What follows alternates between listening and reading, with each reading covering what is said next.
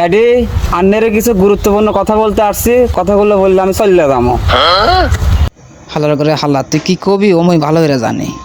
বাজান মেজাজ ভালো নেই, টাকা টুকা চাস না, কি কবি কয়া তাড়াতাড়ি চলে যা।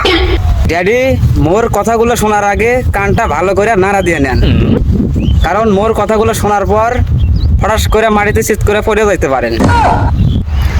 বাজান কি কবি ড্যাডি, আপনি জানেন যে আম্মা অনেক আগে মারা গেছে, বাড়িতে কাজকর্ম করার মতো কোনো মানুষ নাই, তাই আমি সিদ্ধান্ত নিয়ে ফেলাছি। বাজান ও নিয়ে তুমি কোনো টেনশন করো না, অতি শীঘ্রই তোমার নতুন আম্মানার ব্যবস্থা করতেছি।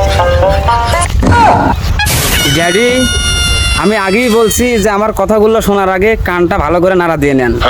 আমি আপনার বিয়ের কথা বলি নাই, মই নিজে শাদি করুম সেই কথা বলছি। তুমি টেনশন করো না বাবা, কালকেই তোমার নতুন আম্মানার ব্যবস্থা করতেছি। স্যাটার বাল কয় কি রে?